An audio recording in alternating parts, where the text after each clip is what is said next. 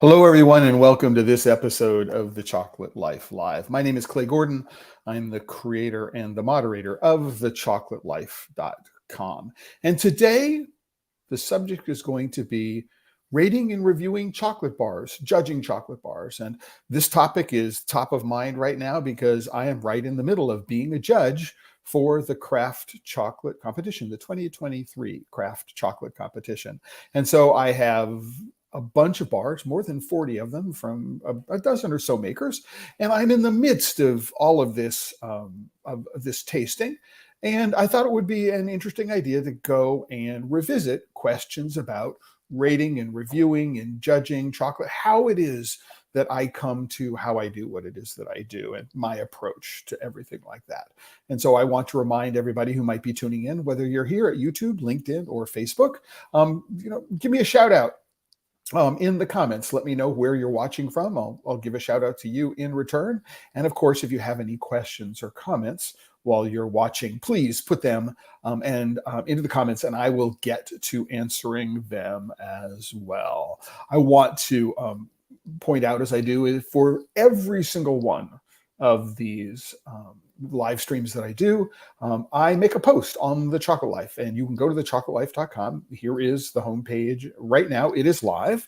And if you click on this one, rating and judging chocolate bars, you'll be taken to this page. And I've written an introduction, a fairly extensive introduction, and given a lot of resources and background into how it is that I approach rating and reviewing and judging chocolate. And so that's really what it is that I'm going to go over today, more than anything else. All right. And with that, let me get started. So I had this epiphany to become the world's first chocolate critic world's first professional chocolate critic back in 1994. I knew that there were people working within large companies whose jobs were tasters, but there weren't independent professionals who were taking rating and reviewing chocolate as a profession, which means we thought about it, as a business. How am I going to make it? How am I going to make it work as a business? And I realized I needed to learn about where chocolate came from, so where cocoa came from, how chocolate was made, how to distinguish sort of from a technical perspective what the difference was between a good chocolate and a great chocolate and a mediocre chocolate and a bad chocolate. So there was some need to understand technically what's going on and what went into making chocolate. Really, really important. And then, after that, I also needed to learn how to taste chocolate. So I needed to figure out how to evaluate it. So if I'm going to put it in my mouth, what are the individual components of the chocolate that I need to think about, right? I was fortunate in this journey in that in 1990. So in a number of ways, I was fortunate in a lot of ways.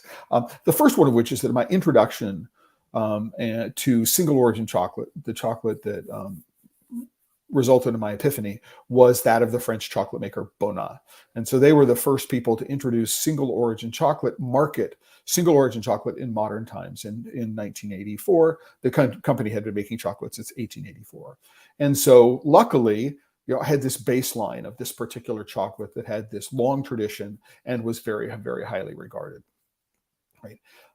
It turns out that several years later, I was introduced to the company that was importing Michel Cuisel and De Mori into the United States, and I convinced Pierrick Schward of Vintage Chocolate to give me a job selling chocolate into high-end restaurants and hotels in New York City and around the country.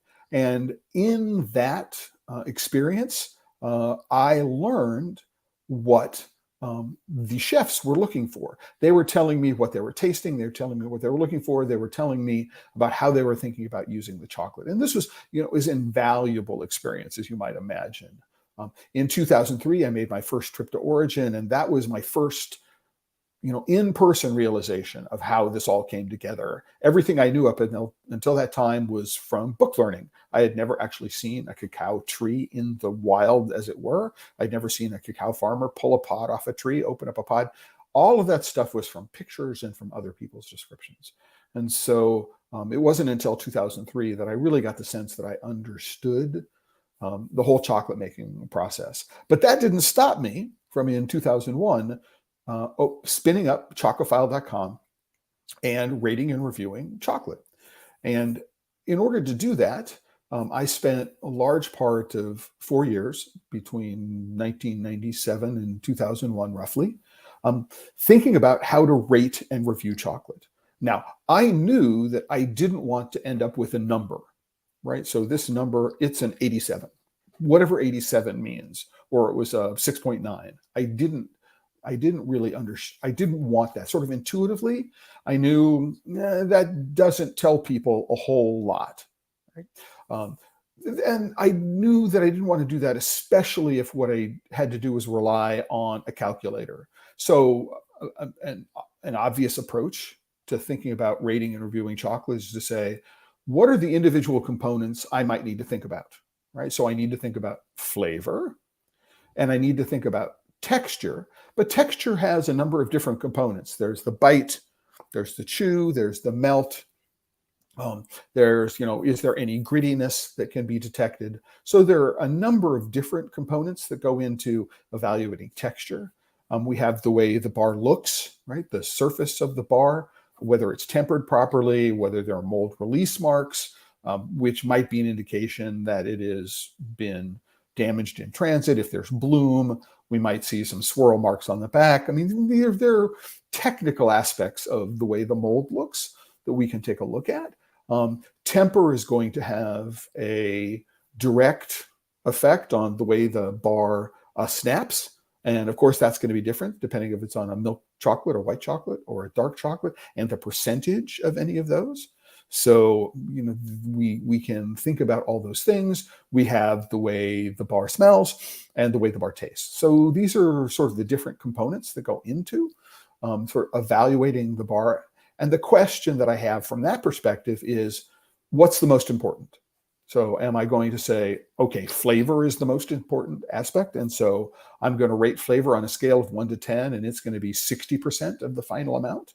And then texture is going to be, again, on a scale of 1 to 10, and it's going to be 30% of the final amount.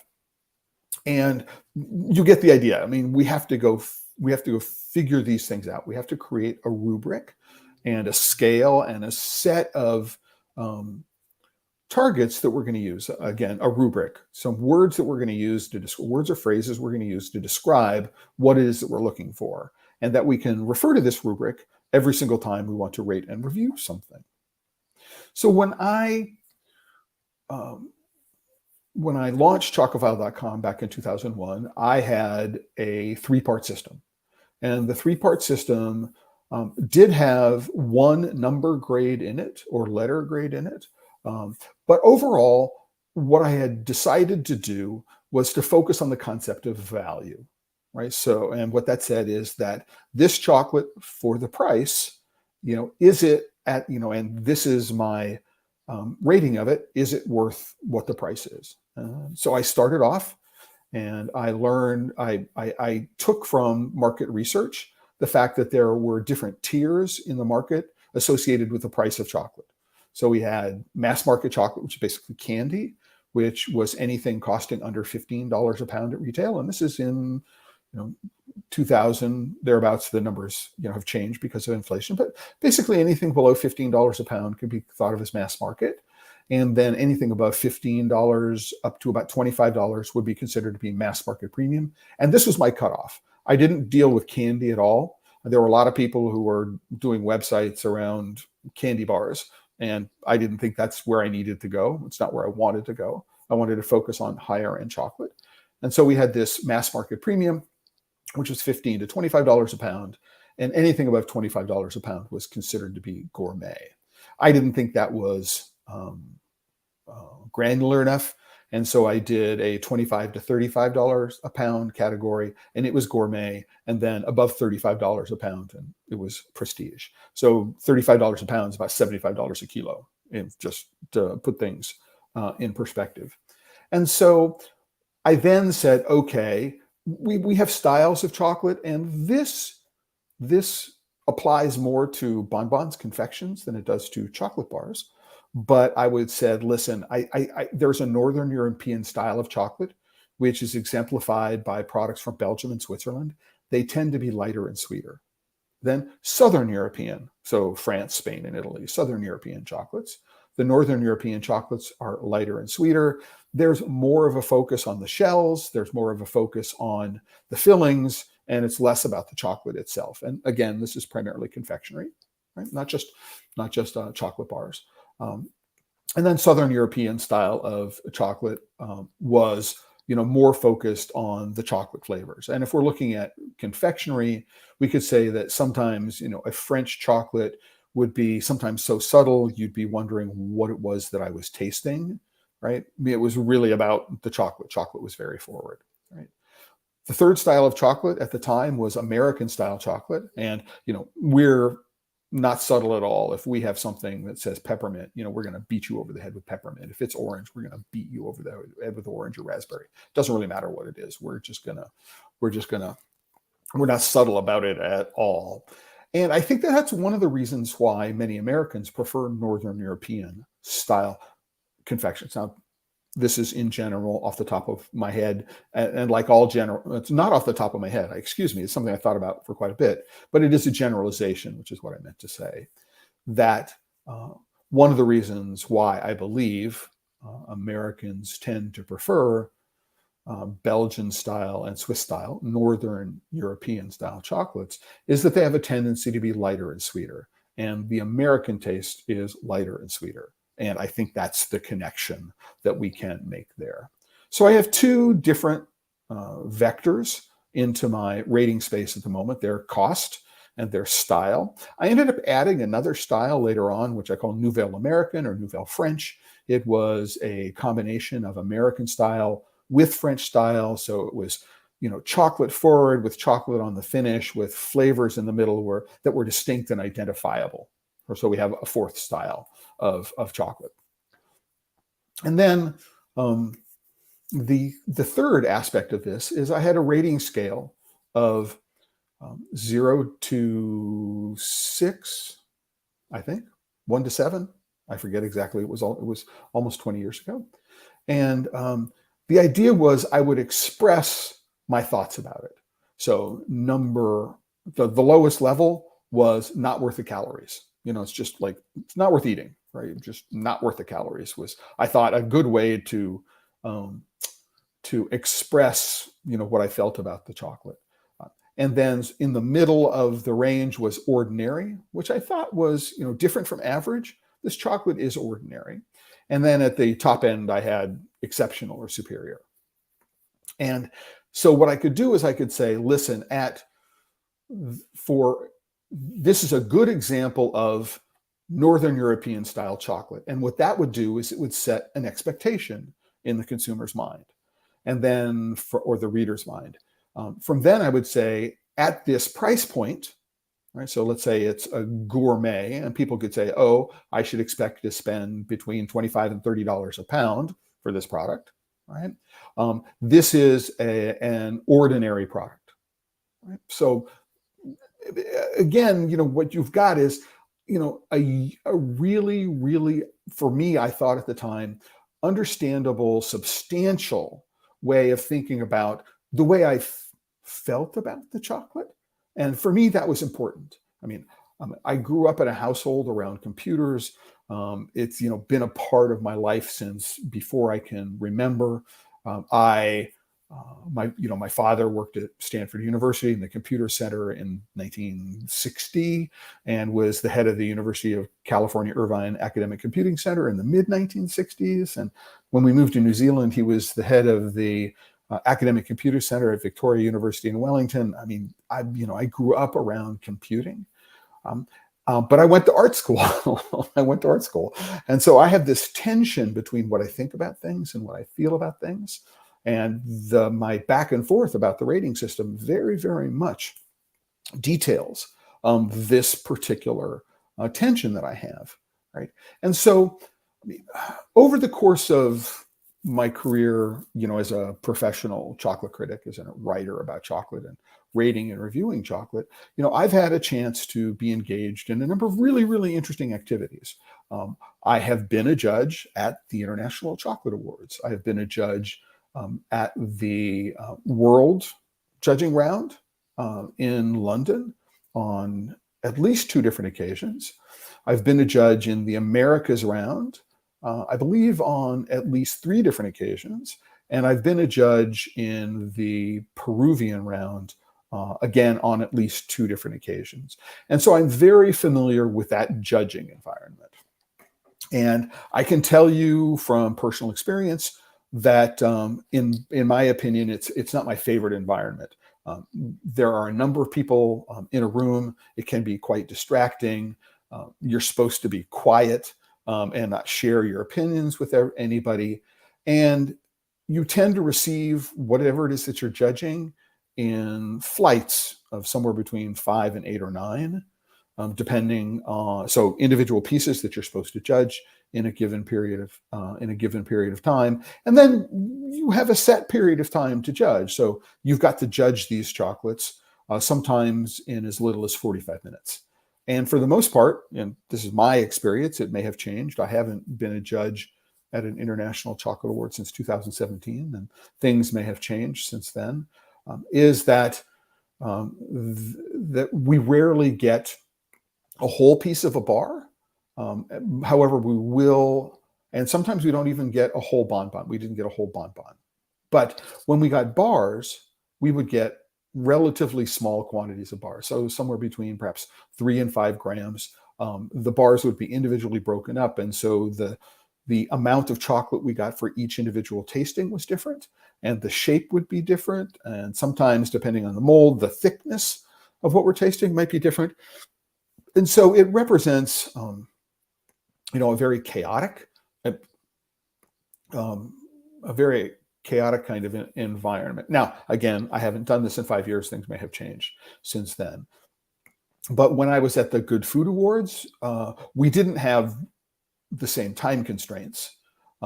And we were sitting at tables and we could talk with each other, which I, as a judge, I felt was really nice. I mean, I was the head of a judging table. And so I got a chance to set the judging protocol for our table, which was really fun.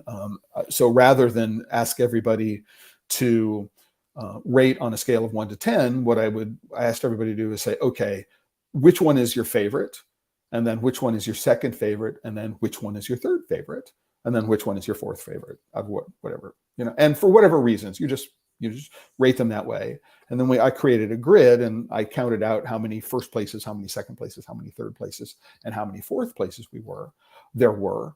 And interestingly enough, there was a lot of consistency. So we came to consensus usually about the number 1 or number 2 places all the time.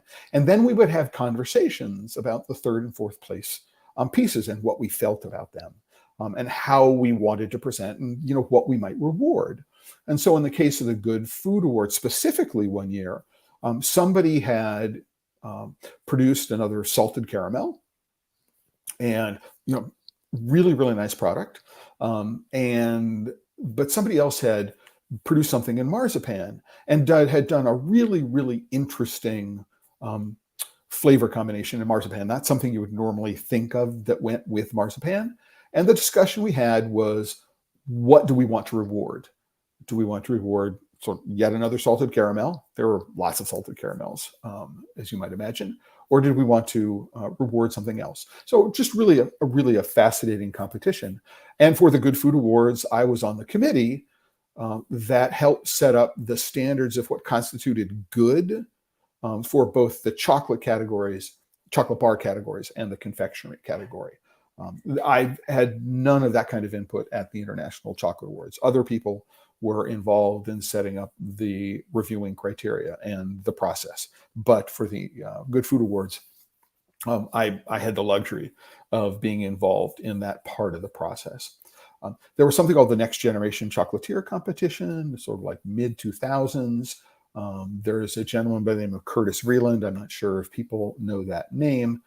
He has been an influential market researcher and observer, different part of the market for quite some time. And he organized this competition, and he asked me to become the head judge. and which I did, which meant that I helped develop the rules for the competition. I helped recruit the judges for the competition. And when the judging happened, everybody was in the room and I was there because if any of the judges had a question, I was there to answer that question, which is another real privilege. I mean, having an opportunity to be able to talk with the people who, or someone who's involved in setting up the criteria, if there are questions about what should be done. It was really, really lovely to be able to do that. You know, again, one of the challenges with both the Good Food Awards and with the Next Generation Chocolatier competition is that we were working often with irregular sized pieces. So some people might have, for example, an 8-gram piece or a 12-gram piece, and somebody might have a 10-gram piece. If you've got a mold which is, you know, wildly different in terms of the thickness, 2 different judges might have pieces which have very different thicknesses. And so their impression of what it is that they're eating is going to be very, very different because, right, because the bite on it is going to be different. The melt on it is going to be different based upon the thickness of what they're eating. I was asked to be a judge for the Bean to Bar Brazil competition. I've done that 3 times. Once actually in Brazil for the first edition of the competition. Not ideal circumstances. I had arrived on an overnight flight from Lima into Sao Paulo, went to the home of my host, and I think an hour later or 2 hours later, I was starting to judge chocolate. Anybody who's done an overnight flight knows that, you know, when they arrive, it's their palate is wrecked. Not reliable. And so it was not the greatest judging circumstances for me to do that, but an incredible learning experience for me. And fortunately, I had the chance to meet most of the people who entered chocolate into the competition afterwards. And so there was an award ceremony. I was giving out certificates. And so I had an opportunity to speak with everyone, retaste the chocolate afterwards so that I would able to put a name and a face to a piece of chocolate and to be able to taste it again and perhaps give them a little more refined input. A real luxury, I can tell you, to be able to have that opportunity. You know, we're supposed to look at a bar of chocolate. We're supposed to look at a bar of chocolate, and then if we recognize the mold, we're supposed to be professionals and say, well, you know, I know this is a Picari bar, or I know this is an Atkinson's bar, or I know this is a Dick Taylor bar. I mean, these are all bars which are very, very obvious in terms of who their makers are. And we're supposed to put that aside, right? It's a challenge to do that sometimes. And the way Zelia Francione, who runs the Bean to Bar Brazil, the Premio Bean to Bar Brazil, runs it, is that all the chocolate makers have to deposit the chocolate into a de-identified mold. So we basically get a 5-gram tasting square. All the 5-gram tasting squares are wrapped identically, and they're just, you know, milk chocolates are in gold foil and dark chocolates in silver foil, and the only identifier is a number on the front. So that makes it, in some respects, you know, you're not biased at all about what it is that you're going to be eating because you can't recognize anything. But the challenge, and Elmer, you have asked exactly the right question, and the question I was going to get to, is 3 to 5 grams chocolate enough to judge a chocolate as far as flavoring, tempering, and all the criteria involved in fairly judging a chocolate? And the answer is 5 out of 10 times maybe, and then 3 out of 10 times no, right, I would say. And so, yeah, it seems very little to me as well. Absolutely. I mean, it is not very much chocolate. And so if there is a technical defect in the chocolate, right, so there's something wrong with it. So it could be it's not tempered properly. It's just it's a technical problem. If it's really badly roasted or some other really obvious defects, 3 to 5 grams is more than enough to be able to say, there's something wrong with this. I'm going to set it aside. All right. And I'm not going to, maybe I'll write a note and say, over roasted or badly tempered or something like that. I'm not going to spend a lot of time on it. I will, but it is, if you've got something, you put it in your mouth and it's insanely good, then 3 to 5 grams is just about enough to get to that level. I mean, what I really want is a 5-gram piece that I can consume in its entirety, and then another 5-gram piece, right? So that if I do need to go back and think about it some more, I don't know about you, but sometimes I'll break off a little piece and I'll have one perception of it, and then I'll have another piece of the same chocolate immediately thereafter. And because the chocolate is in my mouth and I'm already thinking a particular kind of way, my perception of that chocolate changes. So my challenge with one piece of chocolate is that it's not just the size of it; it's the fact that it's just one piece of chocolate, right? And there are times when I really, really want another piece to be able to, and sometimes I might go back to it later, right? So that I can go back and go, was my original impression of it right or wrong? So, there is that. It is a real challenge for me. So Ausko, I'm not certain where you're connecting from, but hey, thanks for joining us today. I think that the way ICA runs judging is a total joke. Way too many awards are giving, and its ISC counterpart is so profit different. So I think that there are actually 3 different questions there, or 3 different observations there.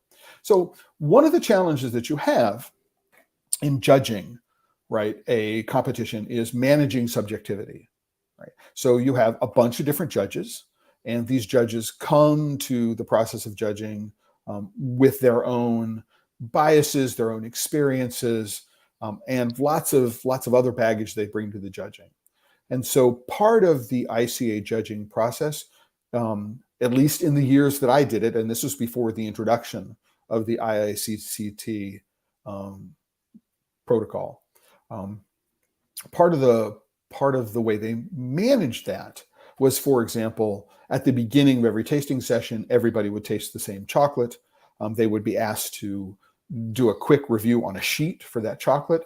And then over the course of the day, they could go back to that chocolate and try to sort of, am I tasting the same things now in this chocolate that I tasted earlier in the day? I mean, so there is some recognition in the ICA protocol that I was aware of, that I had been a part of, that tried to manage the subjectivity.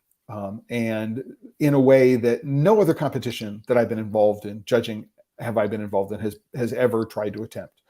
I have not been a judge at the Academy of Chocolate. I don't know anything about the way they do it. At least the ICA's publishes their protocols. I do not think that the Academy of Chocolate publishes their protocols. And so it's impossible to know exactly what the judging process is. I don't know what the judging process is like at the Academy of Chocolate and how it differs from the International Chocolate Awards, right? So the question about way too many awards are given, that's an entirely different issue, right? So it is in the best economic interests for the organizers to encourage as many people to enter as possible, because they make most of their money on entry fees. And so the more awards that they give, the more likely they are to receive entries. So yay, that's good. And I did a little analysis. There is an entire live stream that I did last year. And what I will do is I will go to this post on the Chocolate Life, and I will add in it the link to that awards analysis, so you can get an idea of some of my thoughts on what goes on in that analysis, and what we can learn from it that the organizers don't necessarily want us to learn. Excuse me. But it is to the best interests in the organizers to give lots of awards. And in fact, one of the things that I know is that it is possible to actually increase your likelihood of winning an award by entering at least 3 and preferably 5 or more different bars into the competition. The more bars you enter, and I think this is not because the judges and the grand jury is aware of this. I think it's just the statistical nature of things, that you're far more likely to win an award the more bars you enter, and that there is, in fact, because of the way the judging runs, it's like, so anything that hits above a certain score gets an award. The top one gets the gold, right? There is a range. Anybody in this range gets silver, and then there's a range, and everybody in this range gets bronze. And so the number of awards in any given category is proportional to the number of entries in any given category. So it makes sense in that perspective, but I personally agree with you. I think that there are so many awards given that it sort of dilutes the meaning of the award. My personal opinion, the organizers, it's their competition. They can do whatever it is they want. The third one is its ICCT counterpart, IICCT. So IICCT is the International Institute of Cocoa and Chocolate Tasting. It's so profit driven. It's a business, and I am not going to begrudge the owners of this business from doing business the way they see fit. Right? It's their business. They should go and do it. They seem to be making money. I don't know how profitable it is. They've never shared any of that with me. I mean, they're reluctant to share exactly how many chocolate makers enter, how many different companies enter their competition. They're reluctant to share exactly how many entries there are in any competition, because if you have that data, you can figure out exactly how much they're earning, or how much revenue is any particular competition is generating. The challenge that I have with this, and I think I've said this before, is that I think it's, if you have the most popular program for tasting chocolate, for teaching chocolate tasting, and the most popular awards program, that's a lot of power concentrated in a very small number of hands. Right? So these people are literally the tastemakers, right? They're teaching how to taste chocolate. They're giving awards. They're incorporating the tasting protocol into the judging protocol. It's not too long before you may need to have become at least a level 2 certified judge, a level 2 certified taster before you can become a judge. And we're how many, 20 years, 1996 today, 16 years into this brand new world that we call craft chocolate. And I think it's far too soon to gather around any particular way of thinking about tasting chocolate and then rating and reviewing chocolate. And so that's my issue. It has nothing to do with whether they're profit driven or not. And I hope that's that's an opinion that I can move you towards. Right? I believe that in order for the craft chocolate world, this new world, to move forward, we need more of these kinds of programs. We do need more of these kinds of programs. I'm all for diversity. And this is one of the reasons why I was a judge at the Good Food Awards. This is why I was a judge, right, for the Premio Bean Bar Brazil. It's one of the reasons why I'm a judge for the craft chocolate competition, because I think we need more ways to think about judging, just in general, right? But yeah, I have a lot to say about that, and I have said a lot. But I do want to do a quick reset. We're a little over half an hour through today's Chocolate Life Live. We're talking about judging and chocolate competitions, and specifically why we're here today to talk about chocolate competitions and judging is I'm right in the middle. I'm literally right in the middle of judging the entries for the craft chocolate competition, the 2023 edition. So last year, the 2022 edition was the first edition. I was approached by Dustin Cornett he wanted to know what I thought and could I help him promote the 2023 edition. And we had a number of long conversations earlier this year. And one of the things that ended up with is I had a lot of input on the judging guidelines. And the judging guidelines are a little interesting because compared with other competitions, and they are definitely influenced by my philosophy of judging, which is that rather than asking the judges to rate things on a scale of like 1 to 4 or 1 to 5, and then have different aspects of the chocolate that we're rating on them, and then we have to put them into a spreadsheet or write a program which is going to do the math on all of these things, that what we do is we have a rubric. Right? And so there is a judging form, and the judging form asks a bunch of different questions. And then we are asked to give our responses in prose form.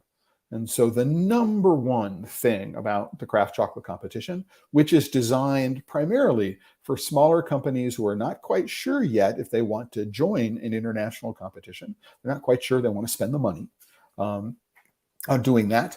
And then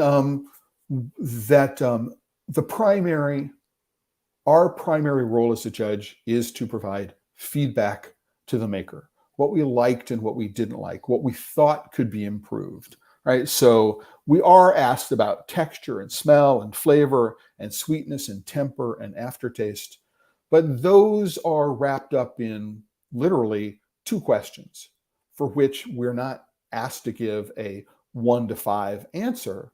Right? What we're asked to do is we're asked to write about them, right? And so because I am in my home office, I get to determine my schedule.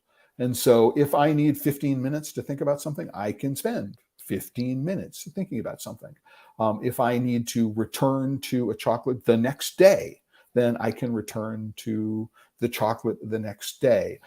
I have to average about 8 different bars a day in order to be able to get through everything in the time that I have allotted. That's not a lot, when normally I would have to get through 8 bars in an hour. And not only that, but I have, every single entry. I'm just going to show a couple here. Every single entry. This is today's list, right? It's 8. I have to get through 8 bars today.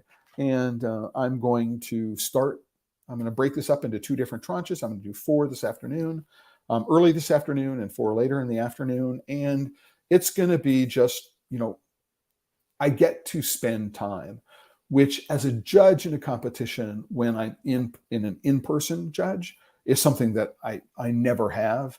And I got to say that I am just really, really happy to be able to have the time to do that. Not only that, the other thing I love is that I have full-size bars for every single one of these, right? If I need to take a second taste or a third taste, right? If I need to just like open something up and stick my nose into the bar and really smell it, I get into the package, I really get to do that. And that is such a luxury. And one of the reasons why we can do it is that there aren't 40 judges, right? I don't need to take 5 bars of chocolate and split it up among 40 judges.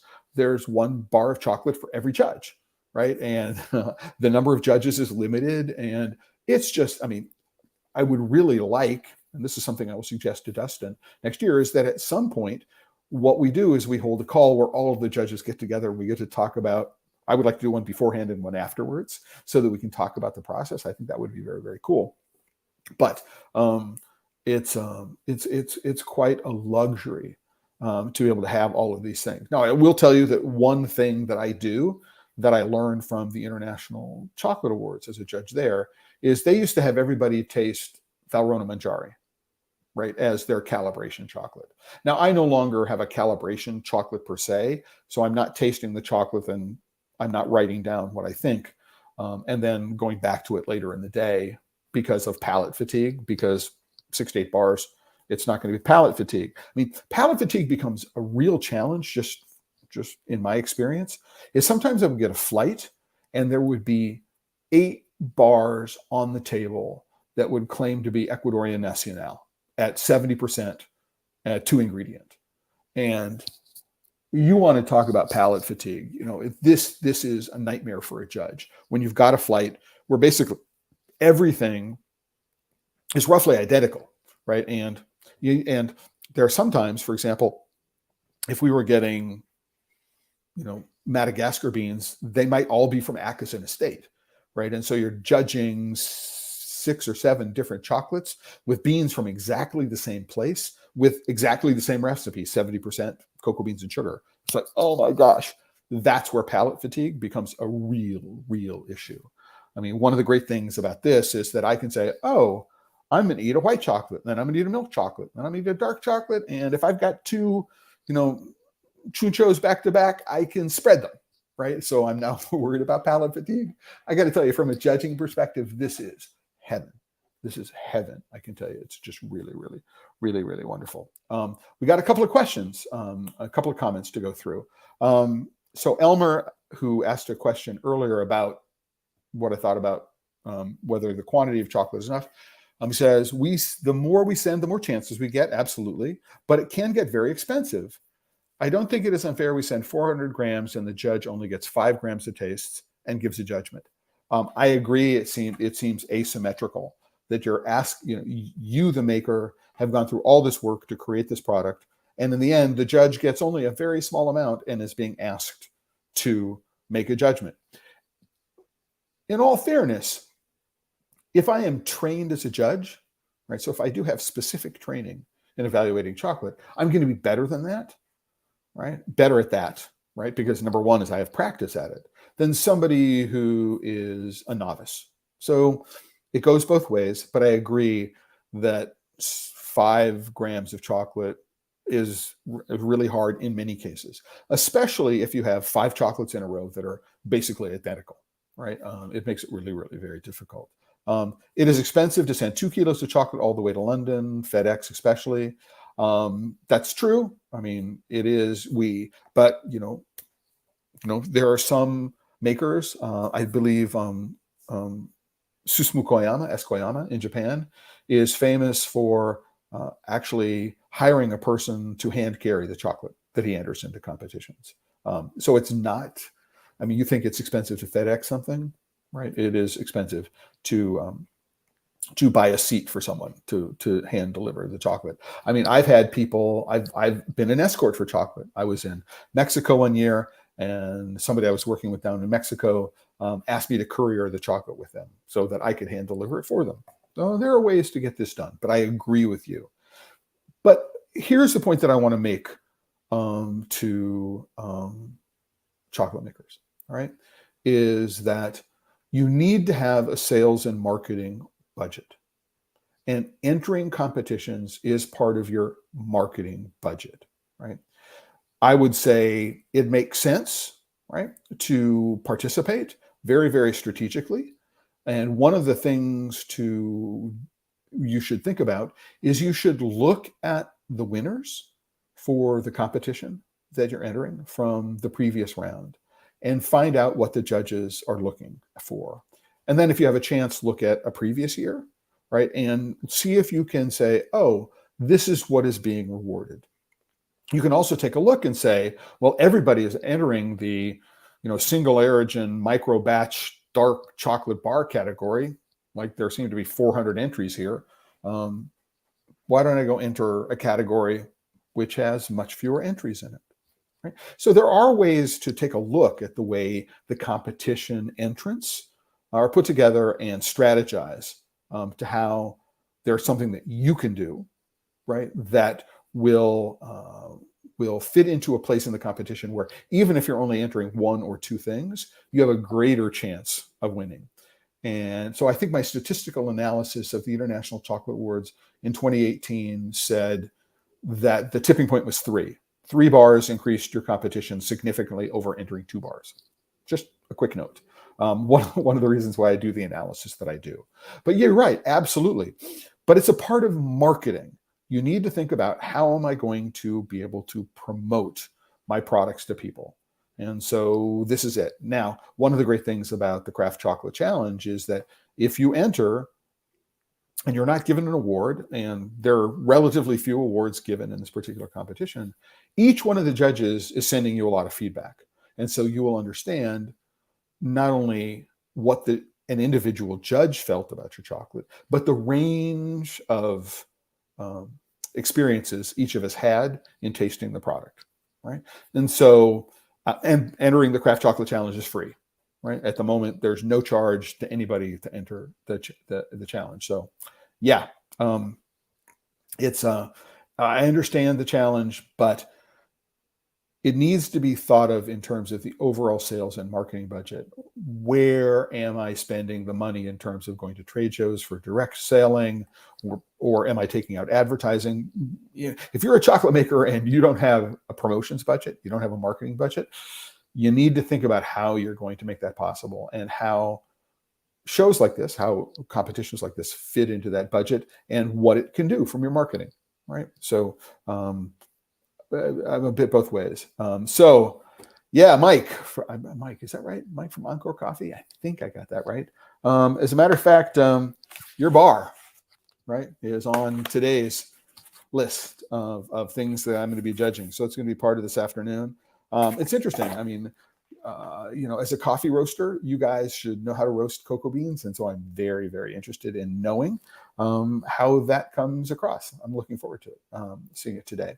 And you will get just boatloads of feedback from me, and hopefully all the other judges. From Ausho, it's just my name. Just wondering, what's your thoughts on pallet fatigue and pallet drift during judging? I think I did talk about that earlier. Number one, it's a real problem.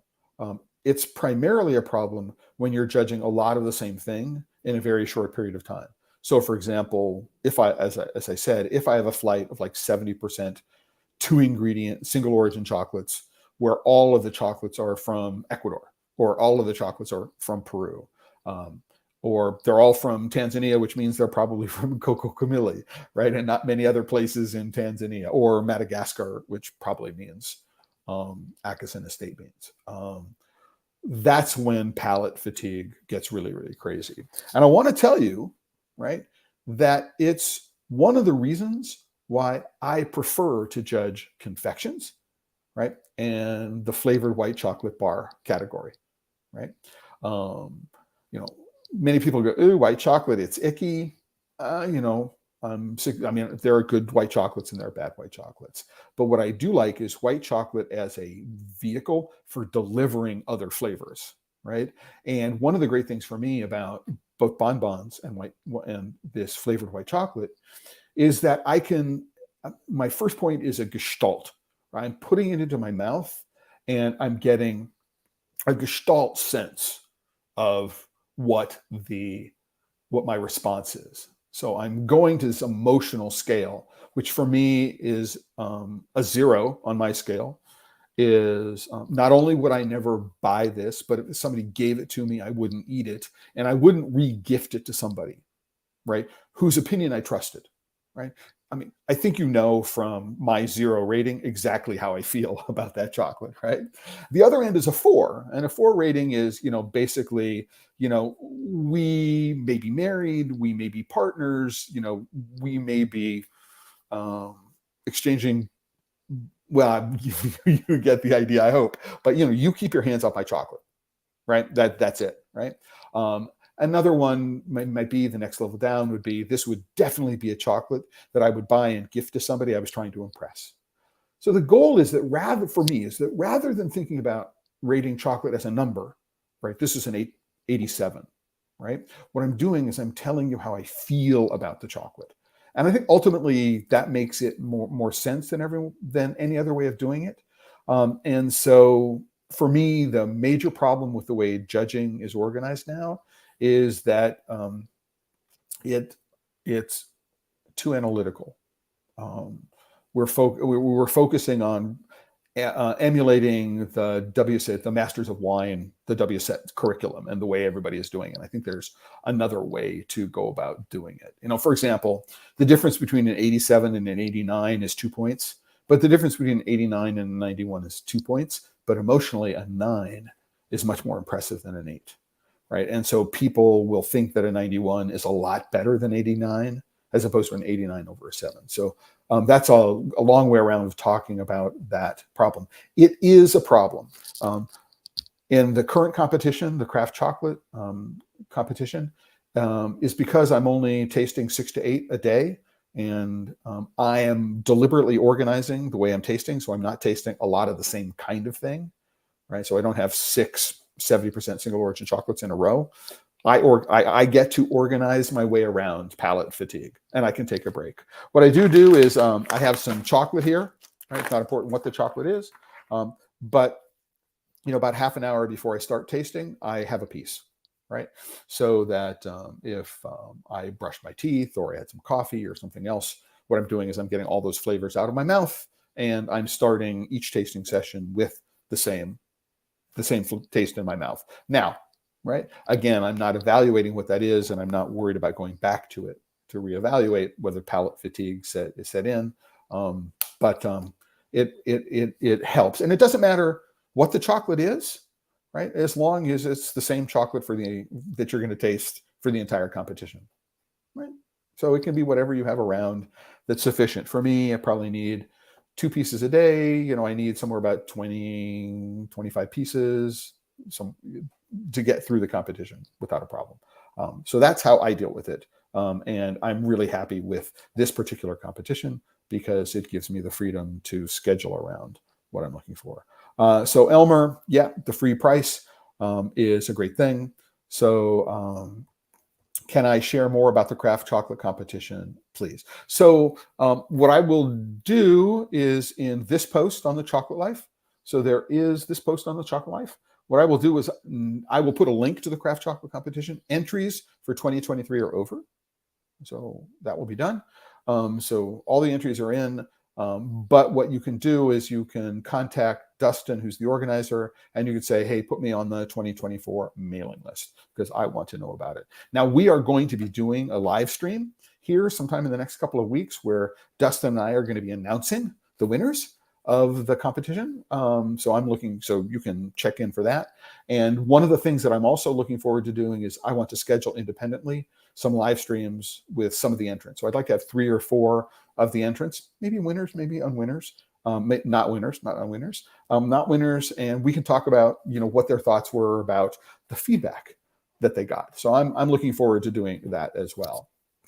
Kel, love the concept of the Bean to Bar Challenge. Make it possible for startups like me that don't have the packaging ready yet to still get feedback on the chocolate. Yeah, I got to say that often I'm writing as much or more about the packaging as I am. And as a matter of fact, I start off with the packaging. So rather than getting a little piece of chocolate, right, sort of de-identified, I have no idea what it is, I've got the bar of chocolate in front of me. And I get to look at the packaging and going, what I like, what I don't like, what's missing. If I've got 3 or 4 entries from the same company and the packaging is different for one reason or another, I got one particular brand here and I'm going, it's the same outer, the same wrap, but everything is different about the rest of it. And it's really frustrating to me.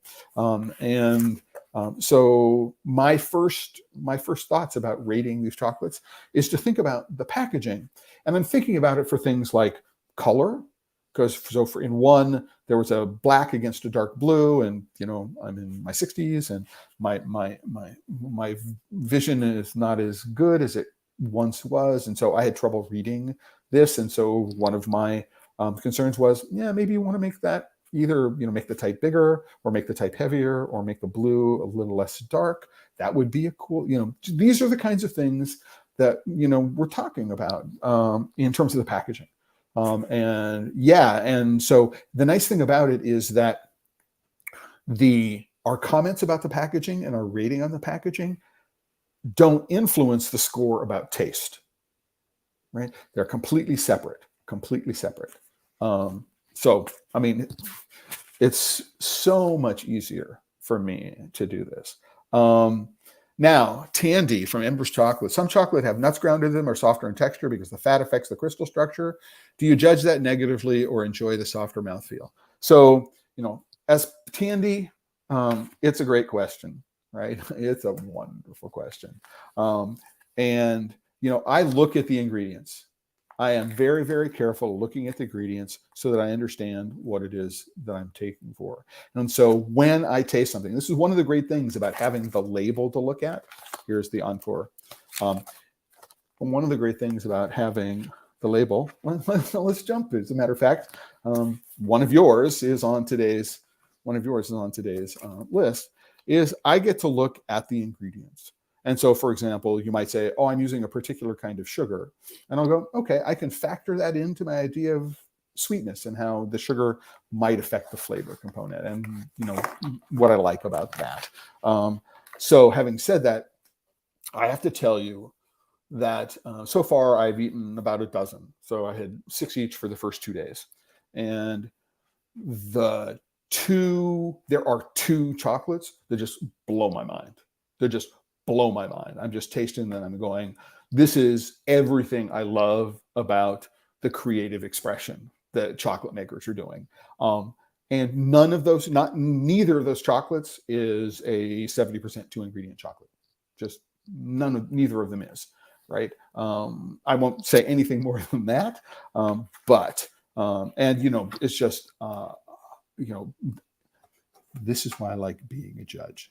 I mean, it really is why I like being a judge, is to taste the creativity that with flavors that people come into. It's really, really fabulous. So Elmer, thanks for sharing your website. This is not the right place to do that. What I want you to do is I want you to go to the ChocolateLife.com later today. And what I will do is I will put the link to the Craft Chocolate Challenge into this post. And you can go there and you can go to the Contact Us. And then what you can do is you can figure it out, right? So you figure it out. You can contact Dustin directly and get on next year's list. But this is not something I'm going to do for you, right? Just wanted to let you know. However, here's Katrina Licata. Looking forward to the feedback. Another entrance. So thank you, Katrina, connecting with me about this. I don't think I've tasted any of the chocolates before that have been entered, right? However, I do know personally probably about half of the people who have entered into this. So my goal my way to think about that is I try to make a personal connection. Oh, you're from Oregon. I used to live in Portland, or, you're here. Oh, I've been there, and make these connections. I try to do those kinds of things. For example, Tandy from Embers is in Phoenix. I think one of the notes that I wrote, Tandy, in my other comments is my younger sister lives in Scottsdale. I was in Phoenix recently. I went to visit Zach's. I'm sure you know Zach's. And had I known that you were in Phoenix, I would have taken the opportunity to come by and say hello and see what it is that you do.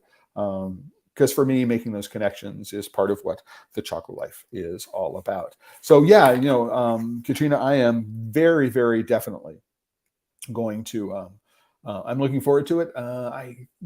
It's not on today's or tomorrow's list, so it's on Thursday's list that I'll get to it. So I don't know if that's a good thing or a bad thing, but in organizing, I have the opportunity and the time to give every bar just an enormous amount of personal attention, which is what I love about judging this particular competition. So Bill, great topic. Have to run and catch a flight. Thanks for the information. Very valuable. Bill, in a previous life, I don't know if you've left already. I'll reach out to you. You've been involved in the packaging world. So perhaps we can have a discussion about packaging going forward. And then again, Elmer, some people enjoy softer chocolate. Some people taste more chocolate than 5%. What is your opinion on that? Every single one of us has our own sense of taste. Every single one of us has our own sense of smell. Every single one of us has our own preferences. What's important to understand, right, when you look at ratings and reviewings of any type, is to understand the biases of the person who is rating and reviewing the chocolate. Right? So, for example, in the early 1980s, when I was living in New York City and I was young, I used to go to a lot of movies. And I learned reading the reviews that if Rex Reed hated a movie, I was going to like it. And if Rex Reed liked a movie, a good chance that I was going to hate it. And so I was able to read Rex Reed's review of movies. And because I knew his biases, right, and what he liked and how he rated it, I was able to go and evaluate the rating based on my experience with the rating. I think you have to do the same thing with a restaurant reviewer, and you should do the same thing with somebody who's reviewing chocolate, right? You should get to know what their biases are. And so you understand what kinds of things that they like. Now, I can tell you, right, straight up, number one, is you know that I like to judge, right? The flavored white chocolate bar category and bonbons, my favorite categories, because, as I say, judging 72% single origins from the same origin in a flight is my idea of a nightmare when it comes to tasting chocolate. It's not my idea of heaven. So, that's one of my biases. So if if I'm a judge, right, you should enter something like that, right? Knowing that I'm going to get it and chances are I'm going to like it. Well, that's number one thing. Number two is, my introduction, because you've been here the entire time, that my introduction to single origin chocolate was Bonnat in France. And if there's one thing Bonnat is known for, it's adding cocoa butter, right? And, it is my sentimental favorite because, number one, it was my OG chocolate in this area. It was the first chocolate factory I ever visited in 1998. It was the last chocolate factory I visited before lockdown in 2020. I went and visited the Bonnat family. I've been friends with Stefan and the family, since 1998, so for 25 years now. And so that about me as a judge, right? Yay, that's a good thing. You should also know that I divide chocolate into professionally tasting it and recreationally enjoying it. And when I'm recreationally enjoying chocolate, I like dark milks, right? I like the flavor intensity that the high cocoa content gets. I like the creaminess that is added by the milk. And I like the fact that it's less sweet because lactose is a sugar, is less sweet than sucrose, right?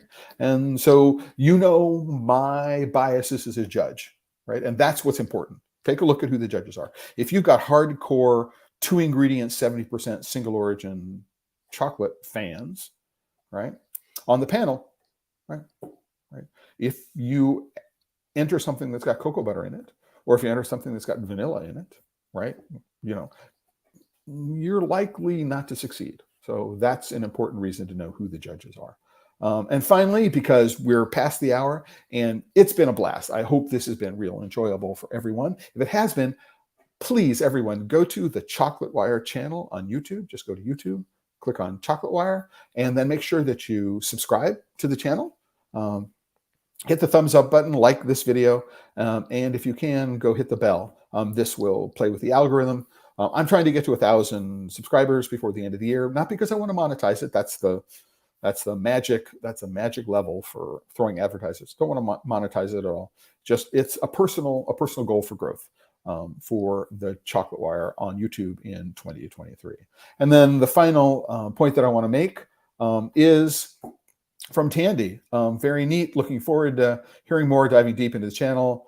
I'm looking forward to the feedback as well. And because my sister is in Scottsdale, I may send her your way at some point. And certainly the next time I'm out there visiting family. And by the way, this is something that I love to do. Every time I go someplace, one of the great things about the Chocolate Life is I have been fortunate to find chocolate friends and chocolate colleagues in many places around the world. And so when I travel, one of the great things I love to do is to go visit people, right, I've met through the Chocolate Life, and to go visit with people who have found the Chocolate Life to be helpful to them in their chocolate careers. And so thank you very much, everybody. I'm going to be back on Friday. I'm not sure what the topic is. By the way, just one little thing. I'm part of Confectionery Live. So you may know I'm the technical editor of International Confectionery Magazine. There's a 2-day seminar that's going on right now. You can search just Confectionery Live and it'll take you to the website. Registration, I believe, is free. And I'm doing 2 panel sessions. I'm doing 1 panel session this morning, which is about communicating around sustainability.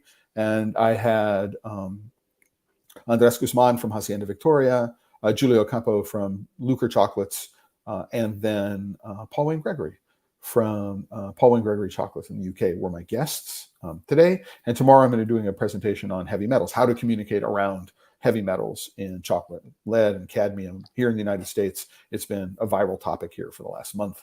And so I'm going to be giving a presentation about that tomorrow. So it's been a real pleasure, everyone. One last commercial. Thank you very much. Please excuse. If you're not already a member of the Chocolate Life, please join, right? There's always a free tier. right? But just so that everyone knows that if you, I don't know where that came from, if you do decide to subscribe at one of the upper tiers in the month of January, one of the ways I make my living is as a consultant. And so in addition to everything else, you get discounts on consulting hours if you want my help in growing your business. I mean, I give a lot of information here on these live streams, but believe me, there's a lot of other stuff in a one-on-one conversation that I can have with you in terms of marketing, product positioning, sourcing, right, packaging, all these sorts of things that I can help you with. And I've been doing it for quite some time and have got a number of very, very interesting clients and customers on the list that I've helped grow their businesses. And with that, thank you everybody for the well wishes and liking everything. And I want to finish today's live stream as I finish all of my live streams with reminding people, if you're working with chocolate and you're not having fun, you are doing it wrong, bro, dude. Anyway, ciao everybody. And until the next time, enjoy.